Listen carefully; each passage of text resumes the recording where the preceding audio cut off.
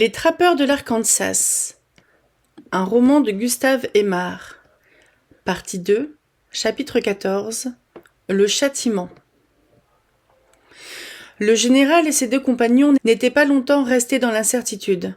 Le radeau, après plusieurs hésitations, aborda enfin, et une quinzaine d'hommes, le fusil en avant, se précipitèrent dans la grotte en poussant de grands cris. Les fugitifs s'élancèrent vers eux avec joie. Ils avaient reconnu à la tête des arrivants le cœur loyal, le chef des Comanches et l'élan noir. Voici ce qui était arrivé. Aussitôt, le docteur entrait dans la grotte à la suite du capitaine. La tête d'aigle, sûr désormais d'avoir découvert la retraite des pirates, avait été rejoindre ses amis, auxquels il avait fait part du succès de son stratagème.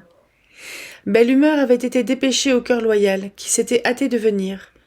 Tous de concert avaient résolu d'assaillir les bandits dans leur antre, tandis que d'autres détachements de chasseurs et de guerriers peaux-rouges, disséminés dans la prairie et cachés dans les rochers, surveilleraient les abords de la grotte pour empêcher les pirates de s'échapper. Nous avons vu le résultat de cette expédition. Après avoir donné le premier moment tout à la joie et au plaisir d'avoir réussi sans coup férir, le général avertit ses libérateurs qu'une dizaine de bandits dormaient dans la grotte sous l'influence de l'opium que le valeureux docteur leur avait versé. Les pirates furent solidement garrottés et emmenés, puis après avoir rappelé les divers détachements, toute la troupe reprit au galop le chemin du camp. Grande avait été la surprise du capitaine à l'exclamation du cœur loyal. Mais cette surprise se changea en épouvante lorsqu'il vit paraître le général qu'il croyait si bien gardé par ses gens. Il comprit que toutes ces mesures étaient rompues, toutes ces ruses déjouées, que cette fois, il était perdu sans ressource. Un flot de sang lui monta à la gorge, ses yeux lancèrent des éclairs, et se tournant vers le cœur loyal. « Bien joué !» lui dit-il, d'une voix rauque et saccadée. « Mais tout n'est pas fini entre nous. Vive Dieu! J'aurai ma revanche !»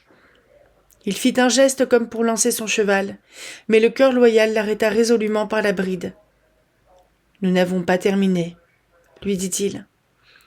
Le pirate le regarda un instant, les yeux injectés de sang, et d'une voix entrecoupée par la colère, tout en ramenant violemment son cheval pour obliger le chasseur à lâcher prise.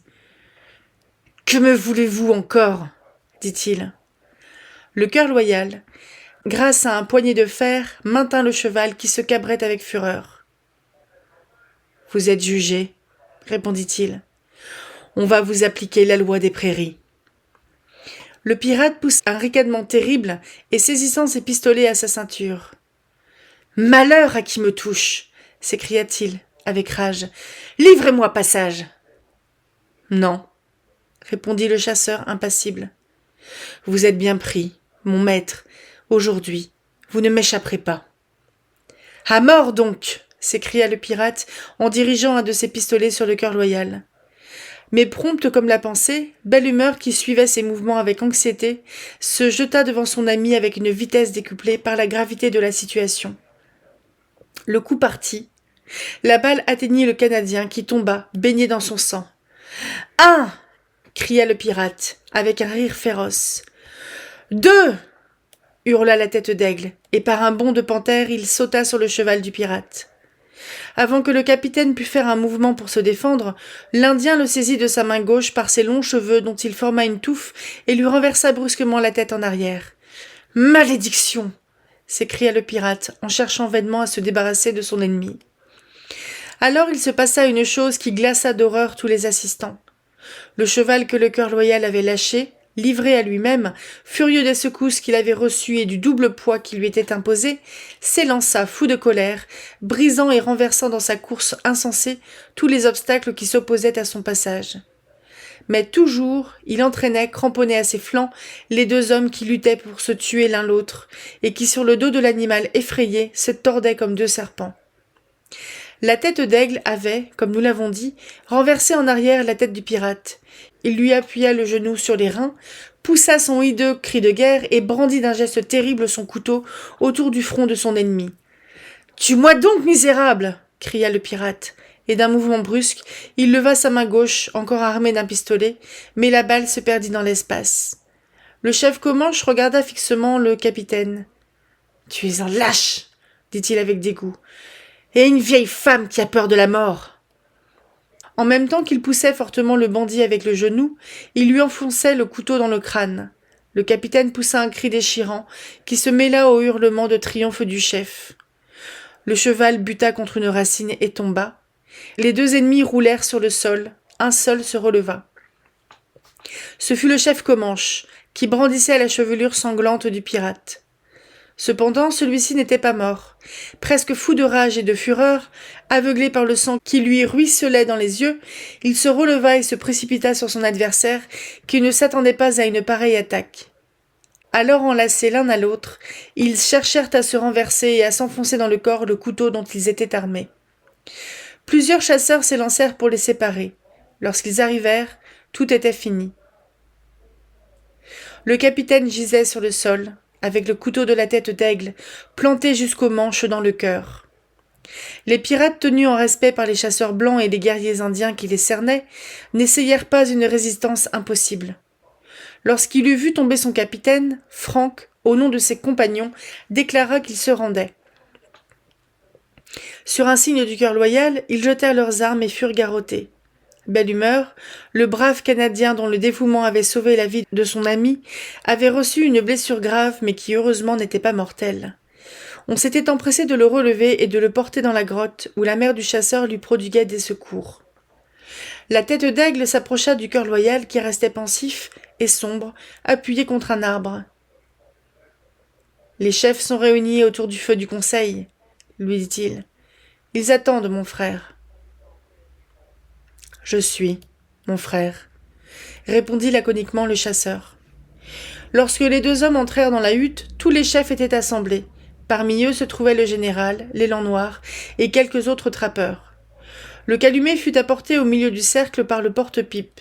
Il s'inclina avec respect vers les 4 points cardinaux et présenta ensuite à tour de rôle le long tuyau à chaque chef. Lorsque le calumet eut fait le tour du cercle, le porte-pipe vida la cendre dans le feu en murmurant quelques paroles mystiques et se retira. Alors le vieux chef nommé Le Soleil se leva, et après avoir salué les membres du conseil. « Chefs et guerriers, dit-il, écoutez les paroles que souffle ma poitrine et que le maître de la vie a mises dans mon cœur. Que comptez-vous faire des 20 prisonniers qui sont dans vos mains? Les relâcherez-vous, afin qu'ils continuent leur vie de meurtre et de rapine, qu'ils enlèvent vos femmes, volent vos chevaux et tuent vos frères? Les conduirez-vous au village en pierre des grands cœurs blancs de l'Est? La route est longue, semée de dangers, entrecoupée de montagnes et de rivières rapides. Les prisonniers peuvent s'échapper pendant ce voyage, vous surprendre dans votre sommeil et vous massacrer. Et puis, vous le savez, guerriers, arrivez au village en pierre, les longs couteaux les relâcheront. Il n'existe pas de justice pour les hommes rouges. Non, guerriers, le maître de la vie, qui enfin a livré ces hommes féroces en notre pouvoir, veut qu'ils meurent. Il a marqué le terme de leurs crimes. Lorsque nous trouvons un jaguar ou un ours gris sur notre route, nous les tuons. Ces hommes sont plus cruels que les jaguars et les ours gris. Ils doivent compte du sang qu'ils ont versé, œil pour œil, dent pour dent. Qu'ils soient donc attachés au poteau des tortures. Je jette un tourbo de wampums rouge dans le conseil. Ai-je bien parlé, homme puissant? Après ces paroles, le vieux chef se rassit. Il y eut un moment de silence solennel. Il était évident que tous les assistants partageaient son avis. Le cœur loyal attendit quelques minutes. Il vit que personne ne se préparait à répondre au discours du soleil. Alors il se leva et prit la parole. « Chefs et guerriers Comanches, et vous, trappeurs blancs, mes frères, dit-il d'une voix douce et triste. Les paroles prononcées par le vénérable Sachem sont justes. Malheureusement, la sûreté des prairies exige la mort de nos prisonniers. Cette extrémité est terrible. Cependant, nous sommes obligés de nous y soumettre, si nous voulons jouir en paix du fruit de nos rudes travaux. Mais si nous nous voyons contraints d'appliquer la loi implacable du désert, ne nous montrons pas barbares à plaisir. Punissons puisqu'il le faut, mais punissons en gens de cœur, non en hommes cruels.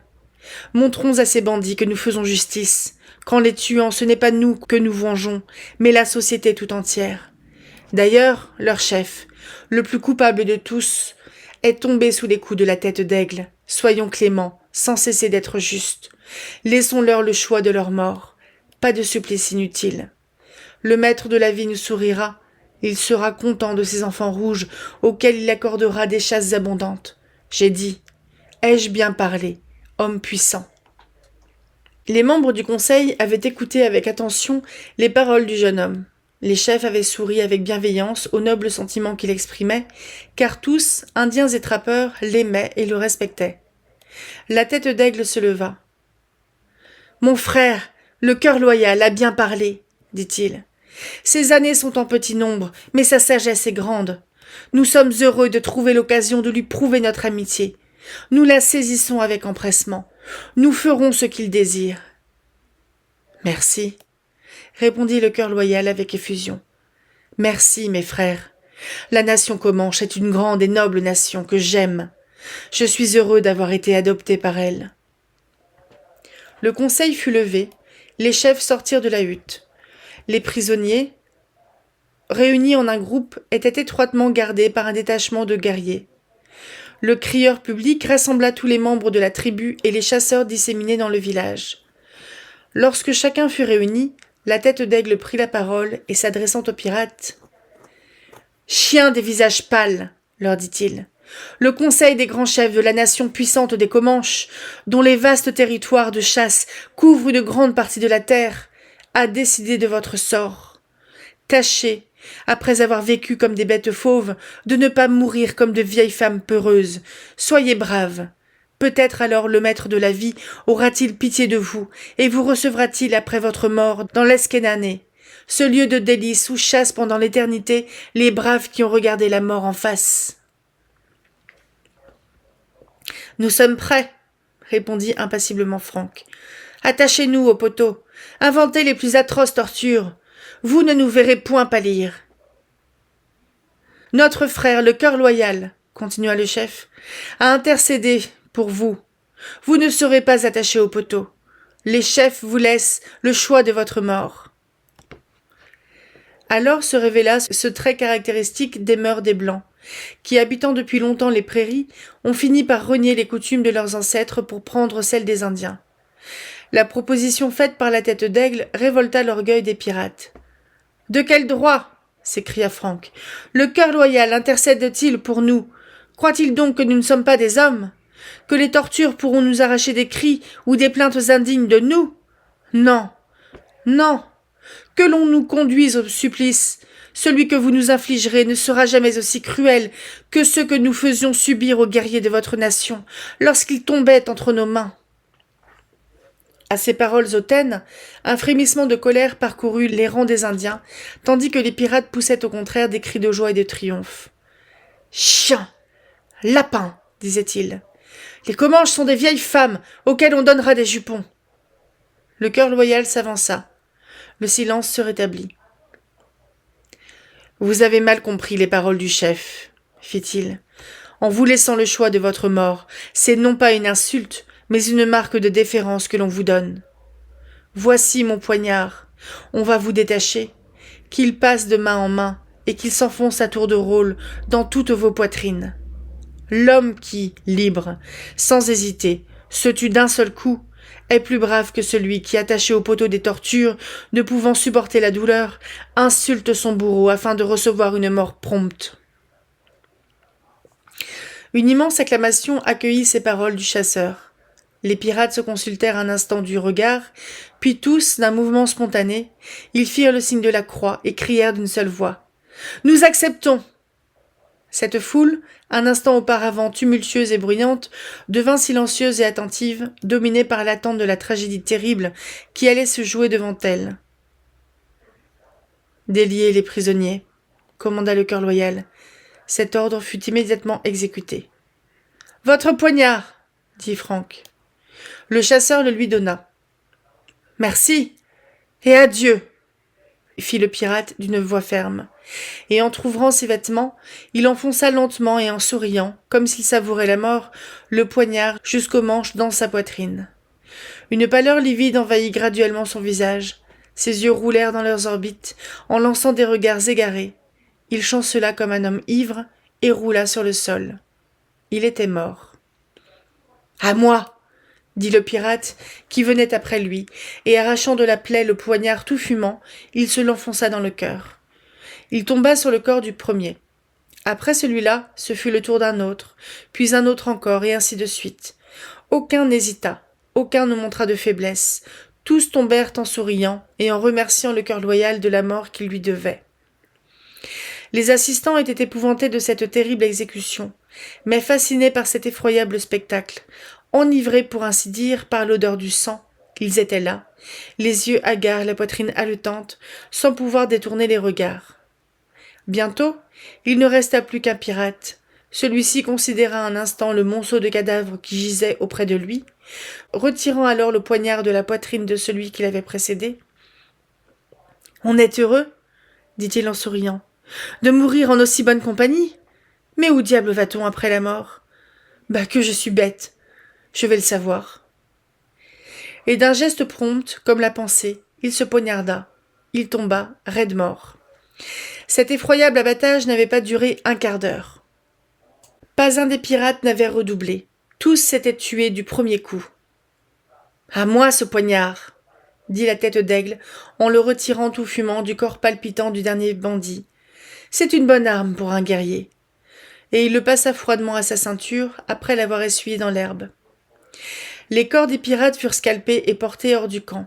On les abandonna aux vautours et aux urubus, auxquels ils devaient fournir une ample pâture, et qui, attirés par l'odeur du sang, tournaient déjà au-dessus d'eux, en poussant de lugubres cris de joie. La troupe redoutable du capitaine Wacteno était anéantie. Malheureusement, il y en avait d'autres dans les prairies. Après l'exécution, les Indiens rentrèrent insoucieusement dans leurs huttes. Pour eux, ce n'avait été qu'un de ces spectacles auxquels, depuis longtemps, ils sont habitués, et qui n'ont plus le pouvoir d'attendrir leurs nerfs.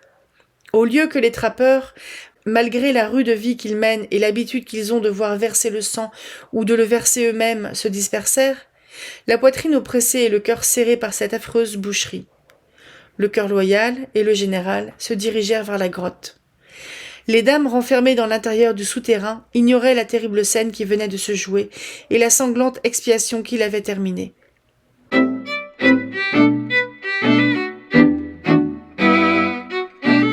Chapitre 15. Le pardon. L'entrevue du général et de sa nièce fut des plus touchantes. Le vieux soldat, si rudement éprouvé depuis quelque temps, fut heureux de presser dans ses bras cette naïve enfant qui formait toute sa famille et qui par miracle avait échappé au malheur qui l'avait assailli. Longtemps ils s'oublièrent tous deux dans une douce causerie. Le général s'informait avec intérêt de la façon dont elle avait vécu pendant qu'il était prisonnier. La jeune fille le questionnait sur les périls qu'il avait courus et les mauvais traitements qu'il avait soufferts. « Maintenant, mon oncle, lui demanda-t-elle en terminant, quelle est votre intention ? » « Hélas, mon enfant, répondit-il avec tristesse en étouffant un soupir. Il nous faut sans retard quitter ces épouvantables contrées et regagner le Mexique. Le cœur de la jeune fille se serra, bien qu'elle reconnût intérieurement la nécessité d'un prompt retour. Partir, c'était quitter celui qu'elle aimait, se séparer sans espoir de réunion possible, de l'homme dont chaque minute passée dans une douce intimité lui avait fait apprécier de plus en plus l'admirable caractère, et qui était devenu à présent indispensable à sa vie et à son bonheur. « Qu'as-tu, mon enfant ? Tu es triste. Tes yeux sont pleins de larmes. » lui demanda son oncle en lui pressant la main avec intérêt. « Hélas, mon oncle, répondit-elle avec un accent plaintif. Comment ne serais-je pas triste, après tout ce qui s'est passé depuis quelques jours? J'ai le cœur brisé. C'est vrai, les événements affreux dont nous avons été les témoins et les victimes sont plus que suffisants pour t'attrister. Mais tu es bien jeune encore, mon enfant. Dans quelque temps, ces événements ne resteront plus dans ta pensée que comme le souvenir des faits, que, grâce au ciel, tu n'auras plus à redouter dans l'avenir. Ainsi, nous partirons bientôt ? Demain, s'il est possible. Que ferais-je ici désormais ? Le ciel lui-même se déclare contre moi, puisqu'il m'oblige à renoncer à cette expédition dont le succès aurait fait le bonheur de mes vieux jours. Mais Dieu ne veut pas que je sois consolé, que sa volonté soit faite, ajouta-t-il avec résignation. Que voulez-vous dire, mon oncle? Demanda la jeune fille avec vivacité. Rien qui puisse t'intéresser à présent, mon enfant. Il vaut donc mieux que tu l'ignores et que je sois seule à souffrir. Je suis vieux, j'en ai l'habitude, fit-il avec mélancolie. Mon pauvre oncle! Merci de l'amitié que tu me témoignes, mon enfant. Mais laissons ce sujet qui t'attriste. Parlons un peu, si tu y consens, des braves gens auxquels nous avons tant d'obligations. Le cœur loyal, murmura Donialus en rugissant. Oui, répondit le général. Le cœur loyal et sa mère, digne femme que je n'ai pu encore remercier à cause de la blessure de ce pauvre Belle Humeur, et à laquelle, m'as-tu dit, tu dois de n'avoir souffert aucune privation. Elle a eu pour moi les soins d'une tendre mère. Comment pourrais-je jamais m'acquitter envers elle et son noble fils? Elle est heureuse d'avoir un tel enfant. Hélas, cette joie ne m'est pas donnée. Je suis seule. Dit le général en laissant tomber avec accablement sa tête dans ses mains. Et moi? Fit la jeune fille d'une voix câline. Oh, oh toi, répondit-il en l'embrassant avec tendresse. Tu es ma fille chérie, mais je n'ai pas de fils. C'est vrai, murmura-t-elle rêveuse. Le cœur loyal, reprit le général, est une nature trop exceptionnelle pour accepter rien de moi. Que faire? Comment m'acquitter envers lui? Reconnaître, comme je le dois, les immenses services qu'il nous a rendus? Il y eut un moment de silence.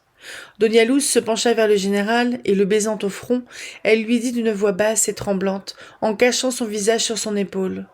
« Mon oncle, il me vient une idée. »« Parle, ma mignonne, » répondit-il. « Parle sans crainte, c'est peut-être Dieu qui t'inspire. » Vous n'avez pas de fils auquel vous puissiez léguer votre nom et votre immense fortune, n'est-ce pas, mon oncle? Hélas, murmura-t-il, j'ai cru un instant pouvoir en retrouver un, mais cet espoir s'est évanoui pour toujours. Tu le sais, enfant, je suis seule. Le cœur loyal, pas plus que sa mère, ne voudront rien accepter de vous. C'est vrai. Cependant, je crois qu'il y aurait un moyen de les obliger, de les forcer même. Et ce moyen, dit-il vivement, mon oncle, puisque vous regrettez tant de n'avoir pas de fils auquel vous puissiez après vous laisser votre nom, pourquoi n'adopteriez-vous pas le cœur loyal? Le général la regarda. Elle était toute rouge et toute frémissante. Oh, mignonne, dit-il, en l'embrassant avec tendresse, ton idée est charmante, mais elle est impraticable. Je serais heureux et fier d'avoir un fils comme le cœur loyal. Toi-même me l'as dit. Sa mère l'adore. Elle doit être jalouse de son amour. Jamais elle ne consentira à le partager avec un étranger. Peut-être, murmura-t-elle. Et puis, ajouta le général, quand même, ce qui est impossible, sa mère, par amour pour lui, afin de lui donner un rang dans la société, accepterait. Les mères sont capables des plus nobles sacrifices pour assurer le bonheur de leurs enfants. Il refuserait, lui. Crois-tu donc, chérie, que cet homme élevé dans le désert, dont toute la vie s'est passée au milieu de scènes imprévues et saisissantes, en face d'une nature sublime, consentira, pour un peu d'or qu'il méprise et un nom qui lui est inutile, à renoncer à cette belle vie d'aventure si pleine d'émotions douces et terribles, qui est devenue un besoin pour lui? Non, non, il est tout frais dans nos villes. À une organisation d'élite comme la sienne, notre civilisation serait mortelle. Oublie cette idée, chère fille, hélas. J'en suis convaincue. Il refuserait. Qui sait? Fit-elle en hochant la tête. Dieu m'est témoin, reprit le général avec force, que je serais heureux de réussir. Tous mes vœux seraient comblés, mais pourquoi se bercer de folles chimères? Il refusera, te dis-je, et je suis forcée d'en convenir. Il aura raison. Essayez toujours, mon oncle, répondit-elle avec insistance. Si votre proposition est repoussée, vous aurez au moins prouvé au cœur loyal que vous n'êtes pas ingrat et que vous avez su l'apprécier à sa juste valeur. Tu le veux? Dit le général, qui ne demandait pas mieux que d'être convaincu. Je le désire, mon oncle, fit-elle, en l'embrassant pour cacher sa joie et sa rougeur. Je ne sais pourquoi. Mais il me semble que vous réussirez. Soit, donc, murmura le général avec un sourire triste. Priez le cœur loyal et sa mère de venir me trouver. Dans 5 minutes, je vous les amène, s'écria-t-elle, radieuse. Et, bondissant comme une gazelle, la jeune fille disparut en courant à travers les détours de la grotte. Dès qu'il fut seul, le général baissa son front pensif et tomba dans de sombres et profondes méditations. Quelques minutes plus tard, le cœur loyal et sa mère, amenés par Donia Luz, étaient devant lui.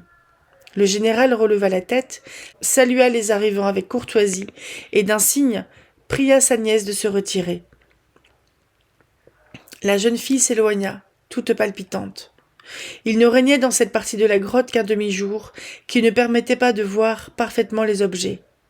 Par un caprice étrange, la mère du cœur loyal avait posé son rebosso de façon qu'il lui couvrait presque entièrement le visage. Aussi, malgré l'attention avec laquelle il la considéra, le général ne put parvenir à voir ses traits. « Vous nous avez demandé, général ?» dit gaiement le cœur loyal. « Vous le voyez, nous nous sommes hâtés de nous rendre à votre désir. »« Merci de cet empressement, mon ami, » répondit le général. « D'abord, recevez ici l'expression de ma reconnaissance pour les importants services que vous m'avez rendus. Ce que je vous dis à vous, mon ami, je vous supplie de me permettre de vous donner ce titre, s'adresse aussi à votre bonne et excellente mère pour les soins si tendres qu'elle a prodigués à ma nièce. »« Général, » répondit le chasseur avec émotion, « je vous remercie de ces gracieuses paroles qui payent amplement ce que vous croyez me devoir. En vous venant en aide, j'ai accompli le vœu que j'ai fait de ne jamais laisser mon prochain sans secours. Croyez-le bien, je ne désire d'autre récompense que votre estime. Je suis assez payé du peu que j'ai fait par la satisfaction que j'éprouve en ce moment.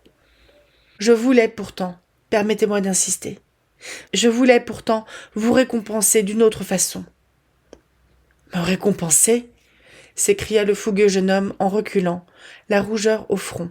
« Laissez-moi terminer, » reprit vivement le général. « Si ensuite la proposition que je désire vous soumettre vous déplaît, eh bien, vous me répondrez alors, aussi franchement que moi-même je vais m'expliquer. »« Parlez, général, je vous écoute. »« Mon ami, mon voyage dans les prairies avait un but sacré que je n'ai pu atteindre. Vous en connaissez la raison. Les hommes qui m'avaient suivi sont morts à mes côtés. Resté presque seul, je me vois forcé de renoncer à une recherche qui, si elle avait été couronnée de succès, aurait fait le bonheur des quelques jours qui me restent encore à vivre. Dieu me châtie cruellement. J'ai vu mourir tous mes enfants. Un seul me resterait encore peut-être, mais celui-là, dans un moment d'orgueil insensé, je l'ai chassé de ma présence. Aujourd'hui, que je suis arrivé au déclin de la vie, ma maison est vide, mon foyer est désert. Je suis seul, hélas, sans parents, sans amis, sans un héritier auquel je puisse, après moi, léguer non ma fortune, mais mon nom, qu'une longue suite d'aïeux m'ont transmis sans tache. Voulez-vous remplacer auprès de moi cette famille qui me manque? Répondez, cœur loyal, voulez-vous être mon fils? En prononçant ces dernières paroles, le général s'était levé. Il avait saisi la main du jeune homme et la serrait fortement. Il avait des larmes dans les yeux. À cette offre inattendue, le chasseur était resté étonné, palpitant, ne sachant que répondre.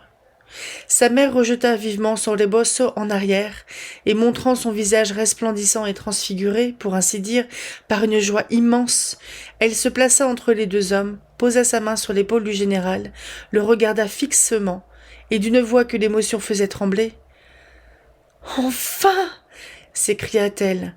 « Don Ramón de Garillas, vous redemandez donc ce fils que depuis 20 ans vous avez si cruellement abandonné ? » « Femme, que voulez-vous dire ?»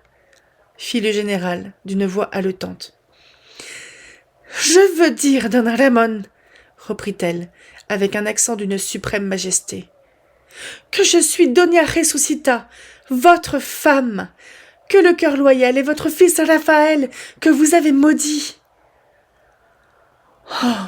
s'écria le général, en tombant à 2 genoux sur le sol, le visage baigné de larmes. « Pardon ! Pardon, mon fils !» « Mon père !» s'écria le cœur loyal en se précipitant vers lui et en cherchant à le relever. « Que faites-vous ?»« Mon fils !» dit le vieillard, presque fou de douleur et de joie. « Je ne quitterai pas cette posture avant d'avoir obtenu mon pardon. »« Relevez-vous, don Ramon, » dit Doña Resucita d'une voix douce. « Il y a longtemps que dans le cœur de la mère et dans celui du fils, il ne reste plus pour vous qu'amour et respect. »« Oh !» s'écria le vieillard en les embrassant tour à tour avec ivresse. « C'est trop de bonheur. Je ne mérite pas d'être si heureux après ma cruelle conduite. »« Mon père, » répondit noblement le chasseur, « c'est grâce au châtiment mérité que vous m'avez infligé que je suis devenu un honnête homme. Oubliez donc le passé qui n'est plus qu'un rêve pour ne songer qu'à l'avenir qui vous sourit. » En ce moment, parut Doña Luz, craintive et timide. Dès qu'il l'aperçut, le général s'élança vers elle, la prit par la main, et la menant à Doña Resucita, qui lui tendait les bras. « Ma nièce, » lui dit-il, avec un visage radieux, « tu peux aimer sans crainte le cœur loyal. Il est bien réellement mon fils. Dieu a permis, dans sa bonté infinie, que je le retrouve au moment où je désespérais d'un tel bonheur. » La jeune fille poussa un cri de joie et cacha, confuse, son visage dans le sein de Doña Resucita, en abandonnant sa main à Raphaël, qui la couvrit de baisers en tombant à ses pieds.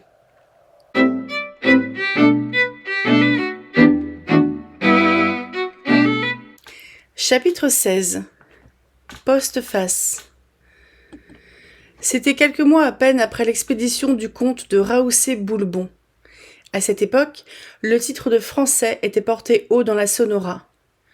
Tous les voyageurs de notre nation, que le hasard amenait dans cette partie de l'Amérique, étaient certains, n'importe où ils s'arrêtaient, de rencontrer l'accueil le plus affectueux et le plus sympathique. Poussé par mon humeur vagabonde, sans autre but que celui de voir du pays, j'avais quitté Mexico. Monté sur un excellent Mustang que m'avait lassé et dont m'avait fait présent un coureur des bois de mes amis, j'avais traversé tout le continent américain, c'est-à-dire que j'avais fait à petites journées et toujours seul, suivant mon habitude, un parcours de quelques centaines de lieues, traversant des montagnes couvertes de neige, des déserts immenses, des rivières rapides et des torrents fougueux, simplement pour venir en amateur visiter les villes espagnoles qui bordent le littoral de l'océan Pacifique. J'étais en marche déjà depuis 57 jours, voyageant en véritable flâneur, m'arrêtant où mon caprice m'invitait à planter ma tente. Cependant, j'approchais du but que je m'étais fixé. Je me trouvais à quelques lieues à peine d'Hermosillo, cette ville qui, ceinte de murailles, possédant une population de 15 000 âmes, défendue par 1100 hommes de troupes réglées commandées par le général Bravo, un des meilleurs et des plus courageux officiers du Mexique, avait été audacieusement attaquée par le comte de Raousset, à la tête de moins de 250 Français, et enlevée à la baïonnette en 2 heures. Le soleil était couché. L'obscurité devenait de seconde en seconde plus grande. Mon pauvre cheval fatigué d'une traite de plus de 15 lieues, que je surmenais depuis quelques jours dans l'intention d'arriver plus tôt à Guaymas, n'avançait que péniblement, butant à chaque pas contre les cailloux pointus de la route. J'étais moi-même excessivement fatigué. Je mourais presque de faim, de sorte que je n'envisageais qu'avec une mine fort piteuse la perspective de passer encore une nuit à la belle étoile. Je craignais de m'égarer dans les ténèbres. En vain je cherchais à l'horizon une lumière qui pût me guider vers une habitation. Je savais rencontrer plusieurs haciendas aux environs de la ville d'Hermosillo, ainsi que tous les hommes qui ont longtemps mené une vie errante, pendant laquelle ils ont été sans cesse le jouet d'événements plus ou moins fâcheux. Je suis doué d'une bonne dose de philosophie, chose indispensable lorsqu'on voyage, en Amérique surtout, où la plupart du temps on est livré à sa propre industrie sans avoir la ressource de pouvoir compter sur un secours étranger. Je pris mon parti en brave, renonçant avec un soupir de regret à l'espoir d'un souper et d'un abri. Comme la nuit s'assombrissait de plus en plus, qu'il était inutile de marcher davantage dans les ténèbres, peut-être dans une direction diamétralement opposée à celle que j'aurais dû suivre, je cherchais des yeux autour de moi une place convenable pour établir mon bivouac, allumer du feu et trouver un peu d'herbe pour ma monture, qui ainsi que moi mourait de faim. Ce n'était pas chose facile dans ces campagnes calcinées par un soleil dévorant et couvertes d'un sable fin comme de la poussière. Cependant, après de longues recherches, je découvris un arbre chétif à l'abri duquel avait poussé une assez maigre végétation. J'allais mettre pied à terre quand mon oreille fut frappée du bruit lointain du pas d'un cheval qui semblait suivre la même route que moi et s'avançait rapidement. Je restai immobile. La rencontre d'un cavalier la nuit, dans les campagnes mexicaines, donne toujours ample matière à réflexion. L'étranger que l'on rencontre ainsi peut être un honnête homme, mais il y a tout à parier que c'est un coquin. Dans le doute, j'armai mes revolvers et j'attendis. Mon attente ne fut pas longue. Au bout de 5 minutes, le cavalier m'avait rejoint. « Buenas noches, caballero » me dit-il en passant. Il y avait dans la façon dont ce salut m'était jeté quelque chose de si franc que mes soupçons s'évanouirent subitement. Je répondis. « Où allez-vous donc aussi tard ?» reprit-il. « Ma foi, répliquai-je naïvement, je serais charmé de le savoir. Je crois m'être égaré. Dans le doute, je me prépare à passer la nuit au pied de cet arbre. » Triste gîte, fit le cavalier en hochant la tête. Oui, répondis-je philosophiquement, mais faute de mieux, je m'en contenterai. Je meurs de faim. Mon cheval est rendu de fatigue. Nous ne nous soucions nullement l'un l'autre d'errer plus longtemps à la recherche d'une hospitalité problématique, surtout à cette heure de la nuit. Fit l'homme, en jetant un regard sur mon Mustang, qui, la tête baissée, cherchait à happer quelques brins d'herbe du bout des lèvres. Votre cheval me paraît de race. Est-il donc si fatigué qu'il ne puisse encore fournir une course d'une couple de 1000 tout de plus ? Il marchera 2 heures s'il le faut, dis-je en souriant. Suivez-moi donc alors, au nom de Dieu, reprit l'inconnu d'un ton jovial. Je vous promets à tous deux bon gîte et bon souper. J'accepte et merci, dis-je en faisant sentir l'éperon à ma monture. La noble bête, qui sembla comprendre de quoi il s'agissait, prit un trot assez relevé. L'inconnu était, autant que je pouvais en juger, un homme d'une 40aine d'années, à la physionomie ouverte et aux traits intelligents. Il portait le costume des habitants de la campagne, un chapeau de feutre à large bord, dont la forme était ceinte d'un galon d'or large de 3 doigts. Un zarapé bariolé tombait de ses épaules sur ses cuisses et couvrait la croupe de son cheval. Enfin, de lourds éperons en argent étaient attachés par des courroies à ses bottes vaqueras. De même que tous les Mexicains, il avait pendu au côté gauche un machette, espèce de sabre court et droit, assez semblable au poignard de nos fantassins. La conversation s'anima bientôt entre nous et ne tarda pas à devenir expansive. Au bout d'une demi-heure à peine, j'aperçus à quelque distance de moi sortir des ténèbres la masse imposante d'une importante habitation. C'était l'hacienda dans laquelle mon guide inconnu m'avait promis bon accueil, bon gîte et bon souper. Mon cheval renacla à plusieurs reprises et de lui-même pressa son allure. Je jetai un regard curieux autour de moi. Je distinguai alors les hautes futaies d'une huerta bien entretenue et toutes les apparences du confort. Je rendis intérieurement grâce à ma bonne étoile qui m'avait fait faire une si bonne rencontre. À notre approche, un cavalier placé sans doute en vedette poussa un qui-vive retentissant, tandis que 7 ou 8 rastreros de pure race venaient, en hurlant de joie, bondir autour de mon guide et me flairer les uns après les autres. « C'est moi, » répondit mon compagnon.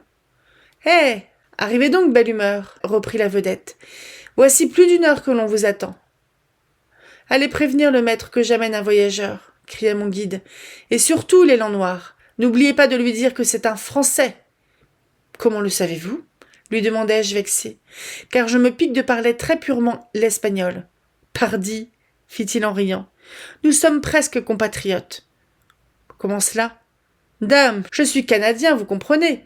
J'ai de suite reconnu l'accent. »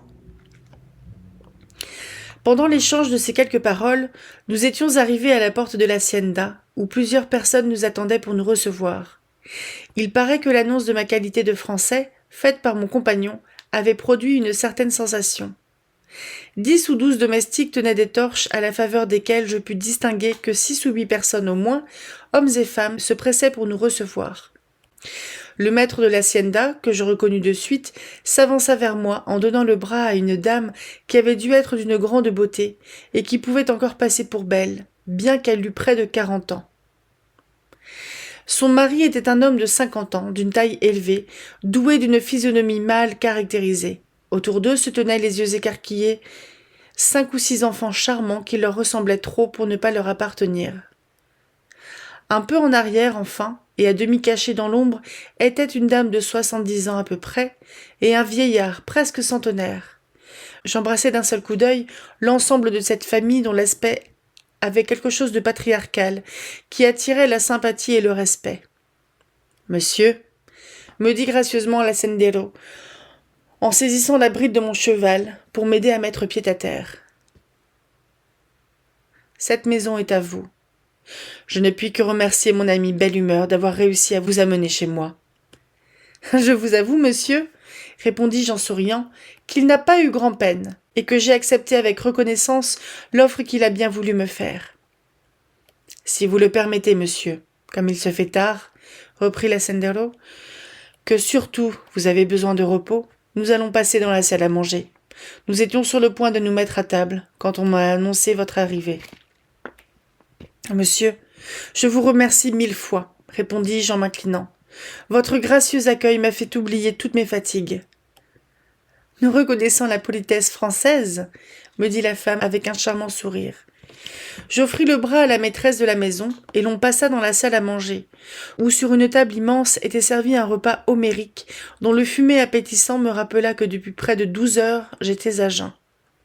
L'on s'assit. 40 personnes au moins étaient réunies autour de la table. Dans cette hacienda, on conservait encore le patriarcal usage, qui commence à se perdre, de faire manger les domestiques avec les maîtres de la maison. Tout ce que je voyais, tout ce que j'entendais, me séduisait dans cette demeure. Elle avait un parfum d'honnêteté qui faisait doucement battre le cœur. Lorsque le premier appétit fut calmé, la conversation un peu languissante d'abord devint générale. « Eh bien, Belle Humeur ?» demanda l'aïeul à mon guide, qui, assis à côté de moi, faisait vigoureusement fonctionner sa fourchette. « Avez-vous trouvé la piste du jaguar ? » ?»« Non seulement j'ai trouvé une piste générale, mais je crains bien que le jaguar ne soit pas seul et qu'il ait un compagnon. »« Oh » fit le vieillard, « en êtes-vous sûr ? » ?»« Je puis me tromper, général. Cependant, je ne le crois pas. Demandez au cœur loyal. J'avais une certaine réputation là-bas dans les prairies de l'Ouest. » « Mon père, » dit l'hacendero en faisant un signe d'affirmation. « Belle Humeur doit avoir raison. C'est un trop vieux chasseur pour commettre une école. »« Alors il faudra faire une battue pour nous délivrer de ces voisins dangereux. N'êtes-vous pas de cet avis, don Raphaël ? » ?»« C'était mon intention, mon père. Je suis heureux que ce soit aussi la vôtre. L'élan noir est averti. Tout doit être prêt déjà. »« L'on peut se mettre en chasse quand on voudra. Tout est en ordre, » dit un individu d'un certain âge assis non loin de moi. La porte s'ouvrit. Un homme entra. Sa venue fut saluée par des cris de joie. Don Raphaël se leva vivement et alla vers lui, suivi de sa femme. Je fus d'autant plus étonné de cet empressement que ce nouveau venu n'était autre qu'un Indien bravo ou indépendant. Il portait le costume complet des guerriers de sa nation. Je crus reconnaître, grâce aux nombreux séjours que j'ai faits parmi les peaux-rouges, que celui-ci appartenait à l'une des nombreuses tribus comanches. « Oh, la tête d'aigle! La tête d'aigle !» s'écrièrent les enfants en l'entourant avec joie. L'Indien les prit dans ses bras les uns après les autres, les embrassa et s'en débarrassa en leur donnant quelques-unes de ces babioles que les aborigènes de l'Amérique travaillent avec un goût si exquis. Puis il s'avança en souriant, salua la nombreuse compagnie qui se trouvait dans la salle avec une grâce parfaite et prit place entre le maître et la maîtresse de la maison. « Nous vous attendions avant le coucher du soleil, chef, » lui dit la dame amicalement. « Ce n'est pas bien de vous être fait attendre. »« La tête d'aigle était sur la piste des jaguars, » dit sentencieusement le chef. « Il ne faut pas que ma fille ait peur. Les jaguars sont morts. »« Comment ? Vous avez déjà tué les jaguars, chef, » dit vivement don Raphaël. « Mon frère verra. Les peaux sont très belles. Elles sont dans la cour. »« Allons, allons, chef, » dit l'aïeul en lui tendant la main. « Je vois que vous voulez toujours être notre providence. »« Mon père parle bien, » dit le chef en s'inclinant. « Le maître de la vie le conseille. La famille de mon père est ma famille. » Après le repas, je fus conduit par Don Raphaël dans une confortable chambre à coucher où je ne tardais pas à m'endormir, vivement intrigué par tout ce que j'avais vu et entendu pendant cette soirée. Le lendemain, mes hôtes ne consentirent jamais à me laisser partir. Je dois avouer que je n'insistais pas beaucoup pour continuer mon voyage. Non seulement j'étais charmé du bienveillant accueil que j'avais reçu, mais encore une curiosité secrète me poussait à rester quelques jours.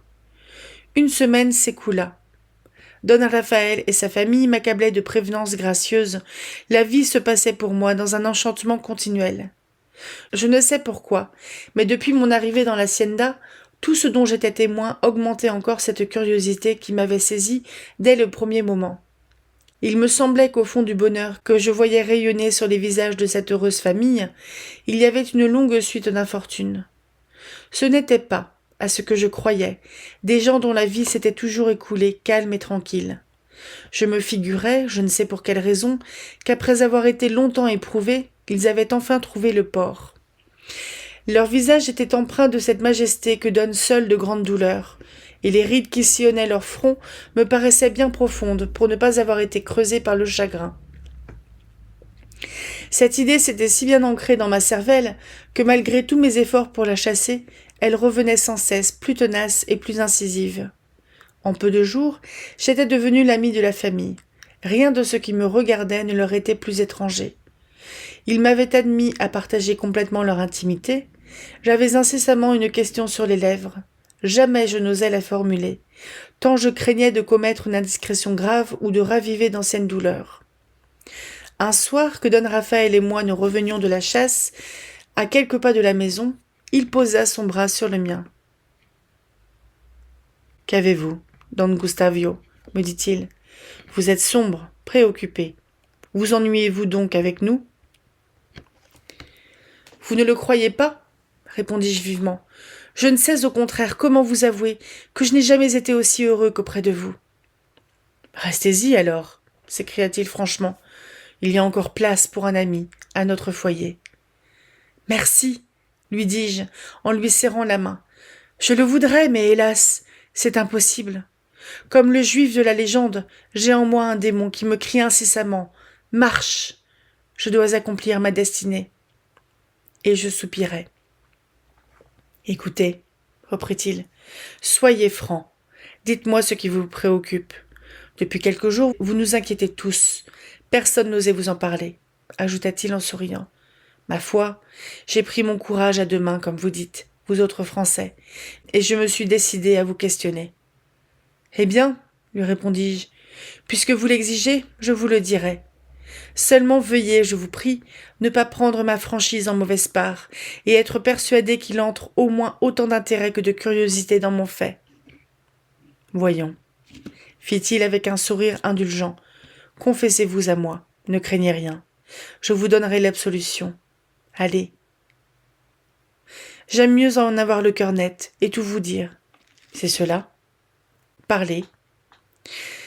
Je me figure, je ne sais pourquoi, que vous n'avez pas toujours été aussi heureux que vous l'êtes aujourd'hui, et que ce n'est que par de longs malheurs que vous avez acheté le bonheur dont vous jouissez. Un sourire triste se dessina sur ses lèvres. « Pardonnez-moi, » m'écriai-je vivement. « L'indiscrétion que je viens de commettre, ce que je craignais est arrivé.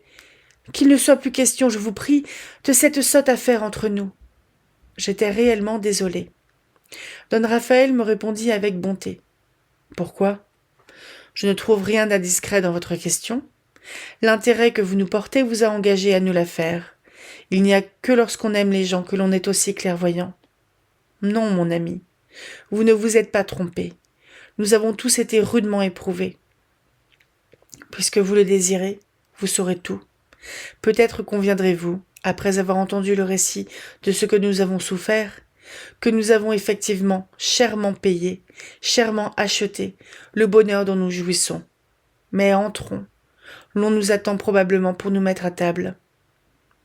Le soir, Don Raphaël retint auprès de lui plusieurs personnes, et après avoir fait placer sur une table des cigarettes et des bouteilles de mescal, « Mon ami, me dit-il, je vais satisfaire votre curiosité. Belle humeur, l'élan noir, la tête d'aigle, mon père et ma mère, ainsi que ma chère femme, qui ont toujours été acteurs dans le drame dont vous allez entendre le récit étrange, me viendront en aide, si ma mémoire me fait défaut. Alors, lecteur, Don Raphaël me conta ce que vous venez de lire. J'avoue que ces aventures, dites par celui-là même qui y avait joué le rôle principal, devant ceux qui y avaient pris une si grande part, j'avoue, dis-je, que ces aventures m'intéressèrent au plus haut point, ce qui sans doute ne vous arrivera pas à vous. Elles perdent nécessairement beaucoup dans ma bouche, car je ne puis y mettre cette animation qui en faisait le charme principal. 8 jours plus tard, je quittai mes aimables hôtes, mais au lieu de m'embarquer à Guaymas, comme j'en avais d'abord le dessein, je partis en compagnie de la tête d'aigle pour une excursion dans la Pacheria, excursion pendant laquelle le hasard me rendit témoin de scènes extraordinaires que je vous conterai peut-être un jour, si celles que vous avez lues aujourd'hui ne vous ont pas trop ennuyé. Fin des Trappeurs de l'Arkansas.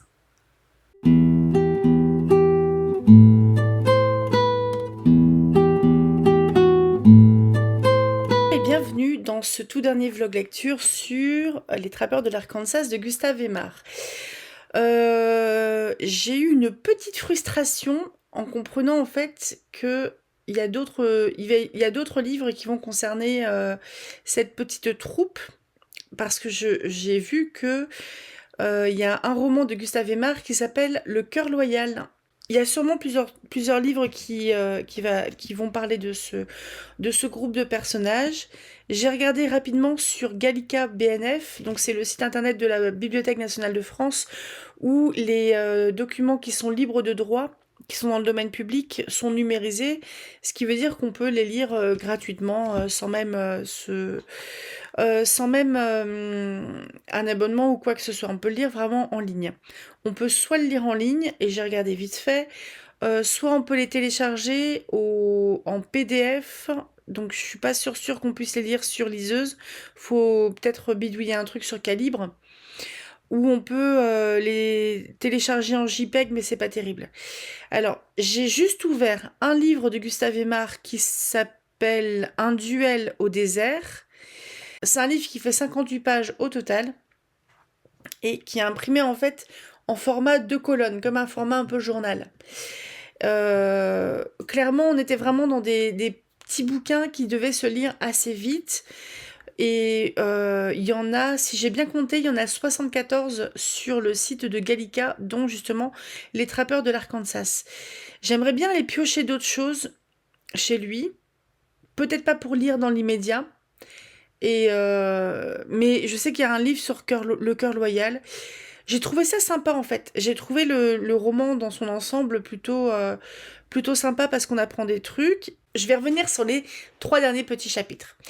Parce qu'au final, on a eu quelque chose d'assez descriptif sur la fin du bandit qui était le capitaine, donc Wacteno. Je trouve ça bizarre d'ailleurs qu'il ait un nom qui sonne un peu indien d'Amérique comme ça, un peu natif.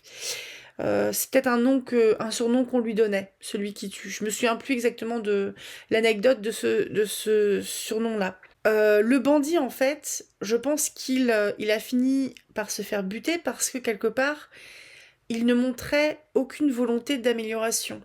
Je me demande s'il n'y avait pas quelque chose de ce genre. Du fait d'assumer quelque part totalement ce qu'il était jusqu'au bout, et du coup de devoir en subir les conséquences. Et je me doutais pas tant que ça au final, mais parce que je pensais que ça allait être une fin heureuse un peu pour tout le monde. Mais du coup, ça a quand même fini en un joli...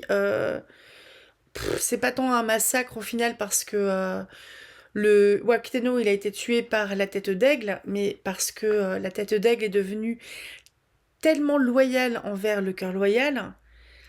Et ça me paraît logique au final. Et je pense aussi qu'en ces temps-là, pour ceux qui ont vu la série télé Hell on Wheels, donc c'est l'enfer sur roue, je crois, c'est chez les Québécois. Hell on Wheels, c'est une série western de 4-5 saisons Et je sais que c'est une série que j'ai bouffée il y a quelques années. J'avais tout regardé un été, parce que j'aime bien marathonner une série l'été. Et bref, Hell on Wheels, ça va raconter la concurrence très forte qui existait entre les compagnies de chemin de fer qui construisaient leur chemin de fer pour relier des villes. Et en fait, elles faisaient la course quasiment pour construire justement ces chemins de fer et gagner des contrats. Ce qui faisait que comme il y avait une forte concurrence, et on était à l'époque aussi où c'était la conquête de l'Ouest, et je vais mettre des grosses guillemets parce que je saurais pas le dire autrement. Mais grosso modo, quand il y avait la civilisation occidentale qui était installée à l'Est et qui avançait vers l'Ouest, en- dès qu'il y avait en gros des organisations, des États qui étaient installés ou des choses comme ça, des shérifs, des juges, etc., on va dire qu'il y avait la loi. Sauf que, à l'Ouest, il n'y en avait pas. Parce que les Blancs, ils étaient un petit peu éparpillés au petit bonheur à la chance dans les grandes prairies, parce qu'il y avait les natifs américains qui se faisaient poutrer par les Blancs ou qui les poutraient. Et enfin bref, il n'y avait pas de loi à l'Ouest. Et la loi est arrivée, mais il n'y en avait pas au début. Ce qui faisait que c'était un joyeux no man's land pour les Blancs, et qui, quelque part, tout pouvait être un danger. Autant la faune sauvage, autant de se planter en mangeant une baie qui ressemble à une autre, rencontrer un Indien qui a un petit peu envie de vous piquer votre cheval, ou rencontrer les voleurs de grands chemins qui se disent que ce que vous possédez, ça serait bien qu'ils le possèdent. Donc il n'y avait pas de loi. Ce qui voulait dire que c'était un peu chacun pour sa tronche et puis œil pour œil et dent pour dent. Ce qui s'entend. Parce que si vous donnez en fait, j'excuse pas, hein, j'explique. Mais à mon avis, si vous filez une grande terre à des gens qu'ils doivent coloniser, donc ils arrivent, ils disent paf, on fait un petit trait avec des cordes et on dit bah, là c'est chez moi. Il n'y a rien. Il n'y a rien qui... Il n'y a pas de loi. Vous êtes juste tout seul avec vos piquets, votre tente et à construire une maison, éventuellement récupérer des biquettes ou j'en sais rien. Mais vous êtes solo. Et là, en gros, ça montre... je pense que au niveau de cette époque, de l'époque où ça s'est déroulé éventuellement, je suis pas sûre que ce soit une histoire vraie. Mais il y avait du vrai, je vous l'ai expliqué. Mais bref, on est dans un no man's land et tout le monde fait ce qu'il veut et c'est un peu le prix du sang. Et même au Mexique, hein, mais ça devait être pareil dans les États du Nord, etc., où ça caillait vers le Canada, etc. C'était pour moi un peu la même. Bon, c'est un gros résumé hyper vague et de ce que pouvait être la conquête de l'Ouest aux États-Unis ou au Mexique, parce que là, donc, ils sont retournés au Mexique. Et quelque part, c'est tout à fait cohérent que Wacteno se soit fait tuer et qu'il l'ait laissé faire. Et je pense que la tête d'aigle a tué Wacteno parce que il voyait bien qu'il était quelque part irrécupérable et que le cœur loyal avait bien compris que s'il libérait ce gars-là, en fait, il recommencerait parce qu'il en a rien à foutre. Et quelque part, il était irrécupérable. Et les gars, en fait, enfin, ces hommes, les quelques hommes qui restaient, je sais, je pense qu'ils étaient pas tellement loyaux envers leur capitaine Wacteno. Je pense que ils se sont rendus compte que bon bah de toute façon on va crever parce que là on s'est fait on est 20, ils sont 500, c'est foutu. Et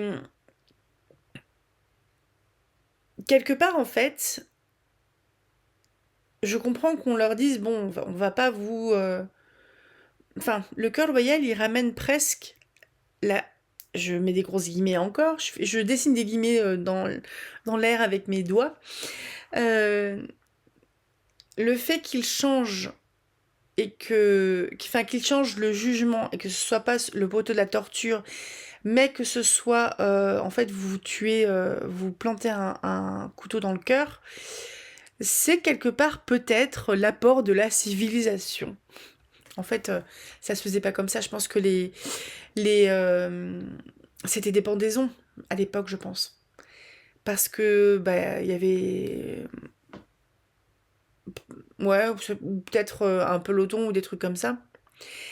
Et je trouve que c'est logique. Je vais vous lire un truc, parce qu'en fait, on avait quelques notes de bas de page.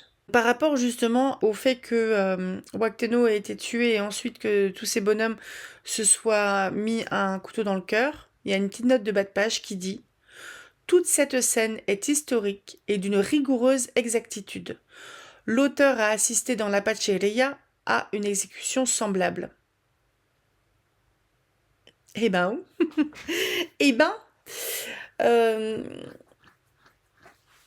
oui, bah, quelque part, en fait, si on le regarde avec nos lunettes d'aujourd'hui, nos lunettes d'où on est aussi, de ce qu'on est, notre expérience, notre vécu, nos convictions, nos valeurs, etc. Évidemment, il y a un sacré fossé, en fait, entre, entre ce qui peut sembler à de la barbarie et qui sans doute ne l'était pas à l'instant T, à cette époque-là, et avec ce type de personnes. Parce que quelque part, laisser une vingtaine de bonhommes comme ça dans la nature, qui vont nuire et qui vont tuer des gens, etc., qui vont voler les femmes, il disait, qui vont piller les villages et compagnie, c'est de la nuisance, etc. Ils n'ont pas de juge, ils n'ont pas de prison, ils n'ont pas de shérif. C'est pas encore arrivé. Bah, quelque part, je me dis, enfin, j'accepte que ce soit passé comme ça. Parce qu'ils n'avaient pas les moyens de faire autrement. S'ils allaient faire quoi, sinon ils leur coupaient les mains? Enfin, je sais pas. Je sais pas. Je sais pas s'il y a des bonnes solutions ou s'il y a des mauvaises solutions, mais je trouve que cette espèce d'exactitude historique, c'est assez intéressant. Le chapitre suivant, avec le... J'avais pas compris en fait que le père... Enfin, je m'en souvenais plus parce que le prologue, ça remonte à il y a 2 mois, mais le père là, de Raphaël, qui pleure un peu sur la fin de sa vie parce qu'il a perdu tous ses enfants. Alors, ce qui m'a manqué un peu, parce que de mémoire, il y avait quand même pas mal d'enfants. Il y avait 5-6 gamins, tous plus jeunes que Raphaël, qui était l'aîné. Mais ils sont morts de quoi? Qu'est-ce qui leur est arrivé? Ça aurait pu être pas mal juste de préciser, j'en sais rien, il y a eu une épidémie, ils sont tous morts dans la semaine, des trucs comme ça, ou... Enfin, qu'est-ce qui leur est arrivé? Après, je pense effectivement que à l'époque, euh, bah, à l'époque, oui, bah, maladie, les soins, c'était pas la même, etc. C'était sans doute aussi une période qui était violente. Donc, oui, ça. Mais qu'est-ce qui s'est passé quand? Et bon, on assiste sinon à un mariage entre cousins très 19e, parce que c'est assez régulier. Moi, ça me fait rire en fait, parce que c'est assez régulier dans les Jane Austen ou les. Pas Émilie Brontë, mais Charlotte. Charlotte Brontë, dans Shirley, je crois qu'ils étaient tous plus ou moins apparentés. C'est deux frères qui épousent, un épouse une cousine, et l'autre, je crois que c'était une histoire de demi-sœur, je sais plus quoi. Enfin, mais ils sont vaguement apparentés. Mais je crois que ça se faisait beaucoup, parce que en même temps, ben, les gens voyageaient pas tant que ça, donc le choix se faisait un peu autour d'eux dans le cercle. Et bon, bah là, Raphaël, il a beau être parti bien plus loin, je sais pas. Mais le truc que je trouve intéressant aussi, c'est l'évolution de Raphaël. On a plutôt un sale gosse de 16-17 ans dans le prologue, qui, je crois, a perdu aux cartes, était pas content, a foutu le bordel, et je crois qu'il avait foutu le feu à une maison. C'est dans le Mexique, donc c'est un peu dangereux de foutre le feu à une maison. c'est un peu dangereux de foutre le feu dans une maison, dans un endroit qui est désertique, où il y a peut-être pas beaucoup d'eau, donc ça risque une maison par terre, quoi. Tuer des gens. Et le fait que, en fait, le vaquero que Raphaël a tué, il voulait le récupérer pour l'envoyer chez le juge, en gros, donc faire son taf de citoyen, parce que là, il y avait de la civilisation, je mets encore des guillemets. Le fait que Raphaël tue ce gars-là, quelque part, ça dit que c'est quelqu'un de mauvais. Et je comprends en fait que le père ait ressenti une honte et n'ait pas voulu... Enfin, et l'ait rejeté au lieu de l'emmener lui-même chez le juge ou au lieu de l'abattre dans le désert parce qu'il avait foutu la honte à la famille. Mais on a un personnage qui partait mauvais, qui a priori, sur la fin, mais même pas sur la fin, c'est dans l'ellipse en fait qu'il est devenu quelqu'un de gentil, de compétent, de gentil, très proche de sa maman qu'il a retrouvé, sans doute proche de No Eusebio, le serviteur de sa maman. D'ailleurs, No Eusebio, il a disparu. On ne sait pas ce qu'il est devenu. Mais je trouve, en fait, le fait de ne pas nous dire ce qu'il est devenu en fait dans le laps de temps qui n'est pas raconté dans l'ellipse, ça fait qu'on a un sale gosse et boum, on a un homme adulte responsable et qui a un certain charisme et qui est écouté, qui provoque de la loyauté chez les gens qu'il connaît, qui a un bon cœur, etc. Donc ça fait presque magique. Mais quelque part, ça maintenait une espèce de petit suspense sur son identité de cœur loyal. Parce qu'on parlait plus de Raphaël, on parlait de cœur loyal. Du cœur loyal. Et je sais pas, ça faisait presque un truc, ta gueule c'est magique, versus gardons un petit peu de suspense sur l'identité. Mais on se doutait bien que ça allait être lui, parce que sinon, qu'est-ce qu'il foutait là, le prologue? Je dis pas que c'est mal foutu, c'est un choix qu'il a fait. Je dis pas que c'est mal fichu, c'est juste que je pense qu'on ne le fait plus comme ça de nos jours. Parce qu'on essaye plus d'expliquer psychologiquement comment ça se passe, l'évolution des personnages, etc.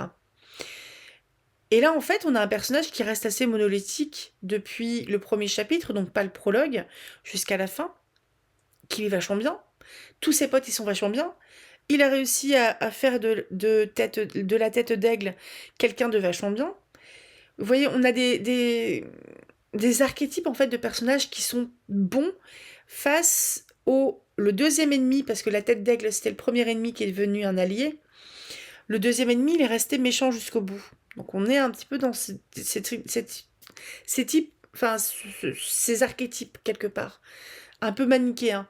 Je dis pas que c'est pas bien, parce que il y a, c'est pas très nuancé, disons. Mais je dis pas que c'est pas bien. C'est une lecture que j'ai appréciée, hein, franchement. La postface, en fait, j'ai été assez déstabilisée parce que c'est pour ça que je vous avais dit que j'avais peut-être un peu foiré mon découpage. Mais la postface, au final, je pensais qu'on était vraiment sur un chapitre un peu type de l'auteur qui allait dire regardez, j'ai fait plein j'ai fait plein de recherches, j'ai bien fait mon travail. En fait, non. On est plus sur je les ai rencontrés. Et là, en fait, ce qui m'intrigue, c'est est-ce qu'il les a vraiment rencontrés? Est-ce qu'il raconte vraiment une histoire qui est vraiment vraie? Ou est-ce qu'il part un peu dans un délire que il rencontre ces personnages quelques années plus tard, qu'il l'accueille super bien et qu'il il devient proche d'eux, qu'il leur raconte... Enfin, je sais pas. Quelque part, ça me laisse un peu rêveuse. Et c'est une question à laquelle j'aurai jamais de réponse. Parce que je suis pas sûre qu'il y ait eu de biographie sur Gustave Aimard. J'aimerais bien regarder, moi, ça m'intéresse.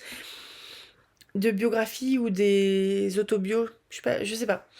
Mais je sais pas quelle est la part de vérité là-dedans. Parce que on a bien eu le fait qu'il a assisté à cette espèce d'exécution de méchants, comme ce qui est décrit dans le chapitre 15 de la deuxième partie.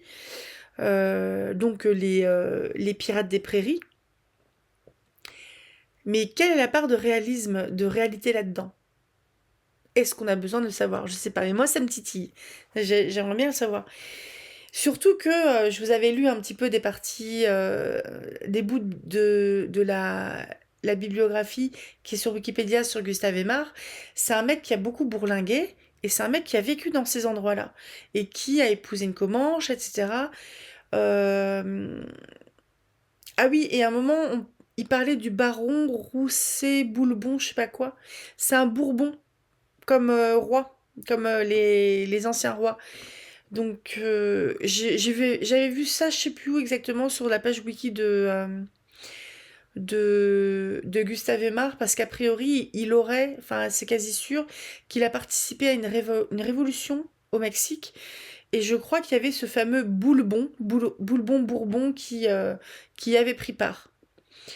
Donc enfin c'est étonnant. Et je trouve que c'est étonnant en fait. Ça change en fait d'auteur un peu à la Maupassant enfin Maupassant il a voyagé, Mérimée aussi. Balzac je sais pas s'il avait tant que ça voyagé. Je crois que c'était plus restreint, plus en France. Mais où on est plus sur des intellectuels qui vont observer le monde, mais qui sont beaucoup dans leur bureau ou dans des... je les imagine un peu comme ça. Alors que Gustave Aimard, il est depuis 2 mois sur son canasson, il crève la dalle, il dort dehors, parce qu'il a envie d'aller là-bas. Enfin, ça me fait rire. On n'est pas du tout sur le même type de personnage, d'auteur. Mais Gustave Aimard, quelque part, ça peut faire un peu un Jack London. Jack London, je pense qu'il était plus instruit. Mais je trouve que le style, il est quand même cool. Je trouve que son reproche du fait qu'il n'était pas très instruit et que ça se répétait beaucoup, puis c'est de la littérature qui se lisait. C'était l'équivalent de la littérature de guerre de l'époque, donc bouh, quelle horreur, non, de la distraction. C'est pour la plèbe. Enfin bref, bonjour l'élitisme. Mais c'est sympa. Moi, enfin moi, je suis satisfaite. J'avais des attentes au niveau de l'aventure, un peu truc, un peu ambiance western et compagnie. Moi, franchement, j'ai trouvé ça cool. Je pense pas que je vais m'en souvenir dans 6 mois. C'est pour ça que si je vais essayer de voir s'il y a des suites. Je vais essayer de trouver des articles en fait pour voir dans quel ordre les lire. Je les lirai pas forcément sur la chaîne, je suis pas sûre que c'est un intérêt fou. Si je lis un autre de Gustave Aimard sur la chaîne, j'ai vu qu'il avait des trucs qui se passaient en Patagonie. Il a des trucs qui se passent au Mexique aussi, donc là c'était un peu à cheval entre le Mexique et l'Arkansas. Je crois qu'il y a des choses qui se passent sur des bateaux, donc peut-être un peu des trucs de ce genre, Patagonie, bateau, révolution au Mexique. Je crois que c'était un espèce de putsch, enfin un renversement de gouvernement au Mexique à laquelle il a participé, auquel il a participé. Mais ouais, franchement, je suis satisfaite de ces livres-là. Ça change un peu ça change un peu des histoires qui sont, enfin, d'auteurs qui sortent un peu pas trop de chez eux et qui vont parler juste de ce qu'ils connaissent, à savoir le marché des mariages pour Jane Austen ou des trucs comme ça. J'ai bien aimé, c'était cool. C'est vrai que Les Mutinées de l'Elseneur de Jack London, je pense qu'au niveau du style, c'est plus riche, mais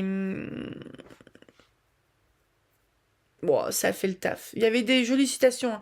J'ai pas pris le temps de les noter, mais il y avait des citations qui étaient sympas. Et je vais voir si je peux en trouver sur le marché de l'occasion. Je suis pas sûre, je pense que c'est assez peu trouvable. Mais franchement, j'ai bien aimé. Je vous dirai si j'en trouve d'autres. Donc, c'était le dernier vlog lecture sur Les Trappeurs de l'Arkansas de Gustave Aimard. Moi, j'ai bien aimé, c'était cool. Euh, Ensuite, là, j'ai fini. Enfin, non, j'ai pas fini Mérimée, mais j'ai choisi de ne pas lire Colomba parce que, en fait, Mérimée, je trouve ça un peu chiant. Et on va repartir sur les samedis sur du Sherlock Holmes. Je pensais en lire 6, ce qui va m'amener, je pense, à fin juillet. Je ferai une petite pause en juillet en juillet-août pour vacances, quoi. Et avant d'enchaîner sur les 6 suivants de Sherlock Holmes, parce que c'est des nouvelles, j'avais eu l'idée de lire quelques nouvelles d'Oscar Wilde. Et sinon, le dimanche, j'avais pensé d'abord à La Petite Fadette de George Sand.